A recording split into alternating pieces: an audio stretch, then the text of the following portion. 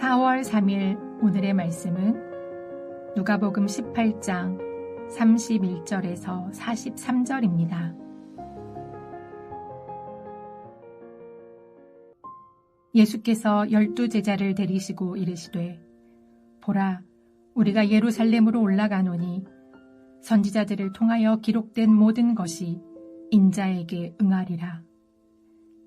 인자가 이방인들에게 넘겨져 희롱을 당하고 능욕을 당하고 침뱉음을 당하겠으며 그들은 채찍질하고 그를 죽일 것이나 그는 3일 만에 살아나리라 하시되 제자들이 이것을 하나도 깨닫지 못하였으니 그 말씀이 감추었으므로 그들이 그 이르신 바를 알지 못하였더라. 여리고에 가까이 가셨을 때에 한 맹인이 길가에 앉아 구걸하다가 무리가 지나감을 듣고 이 무슨 일이냐고 물은데 그들이 나사렛 예수께서 지나가신다 하니 맹인이 외쳐 이르되 다윗의 자손 예수여 나를 불쌍히 여기소서 하거늘 앞서가는 자들이 그를 꾸짖어 잠잠하라 하되 그가 더욱 크게 소리질러 다윗의 자손이여 나를 불쌍히 여기소서 하는지라. 예수께서 머물러 서서 명하여 데려오라 하셨더니 그가 가까이 오매 물어 이르시되 내게 무엇을 하여 주기를 원하느냐. 이르되 주여 보기를 원하나이다. 예수께서 그에게 이르시되 보라, 내 믿음이 너를 구원하였느니라 하시매 곧 보게 되어 하나님께 영광을 돌리며 예수를 따르니 백성이 다 이를 보고 하나님을 찬양하니라. 누가복음 18장 31절에서 43절 말씀을 함께 묵상하겠습니다. 어제 말씀드린 바와 같이 예수님은 지금 예루살렘을 향해 가고 계십니다. 백성들과 제자들은 예수님이 예루살렘으로 가는 것을 바라고 있습니다. 왜냐하면 혹시라도 예수님이 왕이시라면 어찌되었든지 예루살렘으로 가셔서 로마의 압제하에 있던 이스라엘 백성을 해방시켜야 한다고 생각했기 때문입니다. 이스라엘 백성은 지금 로마의 속국입니다. 하지만 지금은 비록 로마의 속국이지만 영원히 속국으로 살 것이라 생각하지 않았습니다. 하나님의 때가 되면 하나님께서 메시아를 보내주셔서 로마로부터 해방시켜 주실 것임을 믿고 있었기 때문이죠.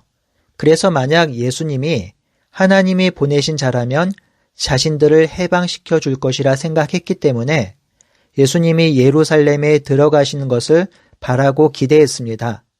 예루살렘에 들어가셔서 로마의 압제하에 있는 자신들을 해방시켜 주면 좋겠다고 생각했지요. 하지만 예수님이 예루살렘에 올라가시는 이유는 백성들과 제자들의 기대와 바램과는 달랐습니다. 오늘 본문에서 예수님께서는 자신이 왜 예루살렘으로 가야 하는지를 말씀하고 있습니다. 31절에 보니 선지자들을 통하여 기록된 모든 것이 자신에게 임할 것이라 하셨습니다. 그리고 32절에 자신에게 닥칠 고난을 예고하고 있습니다. 인자가 이방 사람들에게 넘어가고 조롱받고 모욕당하고 침뱉음을 당할 것이다. 그들은 채찍질한 뒤에 그를 죽일 것이다. 그러나 그는 사흘째가 되는 날에 살아날 것이다 하셨습니다. 이렇게 말씀하셨음에도 여전히 제자들은 이 말씀의 의미를 깨닫지 못하고 있습니다. 여기서 우리는 제자들과 백성들이 얼마나 구약의 말씀을 자기 마음대로 이해하고 해석하고 자기 마음대로 행했는지를 알 수 있습니다. 예수님은 31절에 자신의 고난과 죽으심과 부활을 이미 선지자를 통해서 기록된 것이라 하셨습니다. 이미 예언된 일이지요. 그런데 당시의 율법학자나 서기관이나 바리새인들과 백성들은 이 선지자들의 예언에 관심을 갖고 있지 않았습니다. 그 예언이 무엇을 의미하는지 알지 못했습니다. 지금 현재 제자들의 상황도 그러합니다. 예수님께서 고난받으실 것이며 부활하실 것이라는 말씀이 이번이 처음은 아닙니다. 이미 이전에 2번이나 말씀하셨습니다. 누가복음에서 첫 번째 예고는 오병이어 기적 이후 고난과 부활을 예고하셨고요. 2번째 예고는 변화산에서 예수님이 용모가 변화되고 옷이 휘어져 광채가 났었는데요. 그 이후에 예수님의 고난과 부활에 대해서 예고하셨습니다. 그리고 오늘 본문에서도 말씀하시지요. 그런데 제자들은 예수님께서 고난을 받으시고 부활하시는 것에 대해서 묻는 이도 없고 깨닫는 이도 없습니다. 어느 누구 하나 관심이 없습니다. 백성들의 관심, 제자들의 관심은 자기들이 기대한 왕, 자신들이 소망한 메시아만 머릿속에 가득했기 때문에 예수님이 이 땅을 어떻게 회복하고 어떻게 구원하실지 관심이 없었고 깨닫지도 못했습니다. 로마의 속국에서 해방시켜줄 정치적 왕, 오병이어 기적, 죽은 자를 살리신 기적으로 일으키신 왕으로의 메시아만 기대할 뿐 정작 예수님이 이 땅에서 성취해야 할 일에 대해서는 아무런 관심이 없었습니다. 성도 여러분, 이런 일은 지금도 얼마든지 일어날 수 있고 일어나기도 합니다. 예수님이 이 땅에 오신 목적이 무엇입니까? 우리를 죄에서 구원하기 위해서 오셨습니다. 우리를 하나님 나라로 인도하기 위해서 오셨습니다. 그런데 그것만이 아니죠. 예수님께서 이 땅에 오신 궁극적인 목적은 하나님을 등짐으로 깨어진 이 땅을 회복하러 오셨습니다. 이 땅 가운데 완전한 하나님 나라를 회복하러 오신 것입니다. 하나님께서 창조하신 하나님의 나라, 그러나 인간이 하나님을 거부함으로 깨진 그 하나님 나라를 회복하러 오신 것입니다. 이 회복의 역사는 예수님이 고난받고 죽으시고 부활하시고 승천하심으로 이 땅에 시작되었습니다. 그래서 예수님은 이 땅에 시작된 하나님 나라를 함께 세우자고 우리를 부르신 것입니다. 이 일을 위해서 교회를 세우신 것입니다. 그렇기에 교회는 이 땅을 회복하고 만물을 소생케 하는 역사를 감당하는 것입니다. 그래서 에베소서 1장에 보면 교회를 만물을 충만케 하시는 자의 충만이라고 하였습니다. 그러니 교회의 사명은 만물을 회복하는 역사를 이루는 것이며 이 땅을 새롭게 하는 역사를 감당하는 곳입니다. 우리 주님은 우리를 교회로 부르셔서 그 놀라운 사명을 허락하셨고 그 사명을 이루자 하십니다. 그러니 예수님께서 기대하고 소망하신 대로 구원을 받은 우리가 이 땅에서 하나님 나라의 회복, 깨진 세상의 회복, 만물의 회복을 꿈꾸며 그 소망함을 이루는 우리 모두가 되길 바라고 소원합니다. 두 번째 이야기 35절에서 43절을 살펴봅시다. 여리고는 예루살렘으로 가기 위해서 거쳐야 하는 곳입니다. 그렇기에 예루살렘으로 들어가기 전 사람들이 이곳에서 잠시 쉬었다 가기도 했습니다. 예수님이 여리고로 가까이 가셨다고 하는데요. 그러니 이제 예루살렘 가까이 가신 것입니다. 이 여리고에 가까이 가실 때에 많은 사람들이 모였습니다. 많은 사람들이 지나감을 듣고 시각장애인이 무슨 일이냐고 묻지요. 그들이 나사렛 예수가 지나간다고 합니다.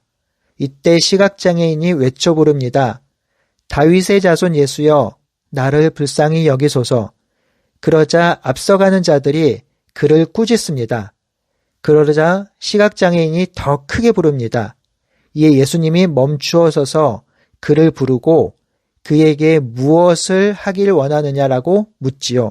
그러자 그가 주여 보기를 원합니다. 그러자 예수님께서 내 믿음이 너를 구원하였다 하시니 그가 보게 되었고 모두 하나님께 영광을 돌렸습니다. 자, 여기서 의문이 한 가지 들지요. 도대체 예수님은 이 시각장애인의 어떤 믿음을 보고 구원을 베푸셨는가 하는 것입니다. 이 질문은요, 18장을 관통하는 질문입니다. 우리 18장을 잠시 한번 살펴볼까요? 예수님은 18장 1절에서 8절에 간청하는 과부의 이야기를 하시면서 간청하는 과부의 믿음을 칭찬하셨습니다. 9절에서 14절에는 바리새인과 세리의 기도에서 세리는 하나님 저를 불쌍히 여기소서 나는 죄인입니다 라고 했을 때에 14절에 바리새인이 의롭다 칭함을 받은 것이 아니라 세리가 의롭다 칭함을 받았다고 합니다. 또한 어제 본문에서는 어린아이를 용납하라고 하면서 하나님 나라는 어린아이와 같은 자가 들어간다고 하셨지요. 부자 관원과의 이야기에서도 재물을 의지하는 것이 아니라 하나님을 의지하는 자가 영생을 얻는다고 하셨습니다. 무슨 말인가요? 하나님 나라는, 영생은, 구원은 자신이 죄인임을 고백하는 자, 자기에게 소망이 없는 자, 오직 하나님께 긍휼을 구하고 하나님을 신뢰하는 자, 그런 자가 하나님 나라에 들어간다는 것이지요. 이 시각장애인이 예수님을 부르는 말을 생각해 보십시오. 시각장애인이 예수님을 다윗의 자손 예수여라고 합니다. 예수님을 다윗의 자손이라고 부르지요. 여러분, 예수님을 다윗의 자손이라고 부르는 것은 쉬운 일이 아닙니다. 예수님을 따르는 무리는 27절에 보니 나사렛 예수라고 부릅니다. 이 둘의 차이가 느껴지시나요? 나사렛 예수라고 부르는 것은 예수님을 낮추어 부르는 것입니다. 그들은 예수님이 예루살렘에 들어가셔서 로마를 전복하고 예루살렘에서 이스라엘 나라를 회복시키면 좋겠다는 생각을 갖고 있었지만 확신을 갖고 있었던 것 같진 않습니다. 예수님을 다윗의 자손으로 말하는 것이 아니라 나사렛 예수라고 부르고 있지요. 하지만 이 시각장애인은 달랐습니다. 그는 예수님을 나사렛 예수라고 부르지 않았습니다. 그는 38절과 39절에 예수님을 다윗의 자손으로 부릅니다. 예수님을 이렇게 부른 것은 예수님이 왕의 후손이라는 고백입니다. 더군다나 다윗의 자손을 통해서 메시아가 오신다고 했으니 이 시각장애인은 예수님을 메시아로 부른 것입니다. 바리새인도 예수님을 얕잡아 보았고 예수님을 다윗의 자손으로 인정하지 않았습니다. 그런데 이 시각장애인이 예수님을 왕의 후손으로 메시아로 부른 것입니다. 뿐만 아닙니다. 이 사람은 자신을 불쌍히 여기소서라고 합니다. 자신에게 소망이 없는 줄 압니다. 자기에게는 자신을 치유하고 회복할 수 있는 것이 아무것도 없는 사람인지 압니다.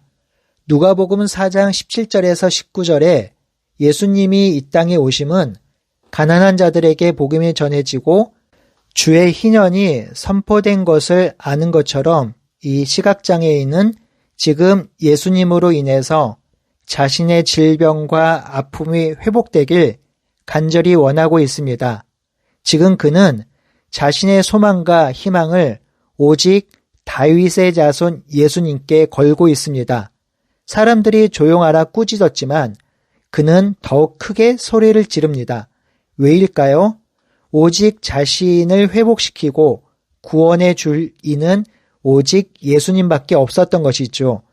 예수님을 다윗의 자손으로 고백한 믿음, 오직 예수만이 소망인 믿음, 그 믿음이 시각장애인을 구원한 것입니다. 성도 여러분, 하나님 나라에 들어가는 것은 구원은, 영생은 우리 손에 달려있지 않습니다. 오직 하나님께 달려있습니다. 그러니 자신의 처참함을 깨닫고 도저히 스스로는 구원받을 수 없음을 깨닫는 자, 오직 하나님의 긍휼을 구하는 자, 예수 그리스도에게 소망을 둔 자만이 하나님의 은혜로 하나님 나라에 들어갈 수 있습니다. 그리고 그 구원하심의 복된 삶을 누릴 수 있는 것이지요. 이 구원하심의 주제가 내일 삭개오 이야기까지 연결되고 있습니다. 사랑하는 성도 여러분, 오늘 하루도 철저히 우리의 연약함을 고백하며 살아계신 하나님을 의존하며 다윗의 자손 예수님께 나아가며 성령님을 의지하며 살아가는 하루가 되길 바라고 소원합니다. 함께 기도하겠습니다. 하나님, 우리의 연약함을 봅니다. 우리의 죄됨을 봅니다. 우리 안에는 선함이 없음을 봅니다. 그러한 우리를 긍휼히 여기셔서 예수 그리스도를 이 땅에 보내시고 우리를 살리신 하나님의 그 크신 사랑을 우리가 기억하며 오늘 하루를 살아가려 합니다. 하나님, 오늘도 하나님께서 우리들에게 베풀어 주신 은혜를 기억하게 하시고 그 은혜 가운데 살게 하여 주시옵소서. 이 땅의 삶이 힘들고 어려움이 있을지라도 하나님이 베푸신 은혜를 기억하며 그 은혜 가운데 소망함을 누리며 기쁨으로 살아갈 수 있도록 인도하여 주시옵소서. 살아계신 예수님의 이름으로 기도드리옵나이다. 아멘.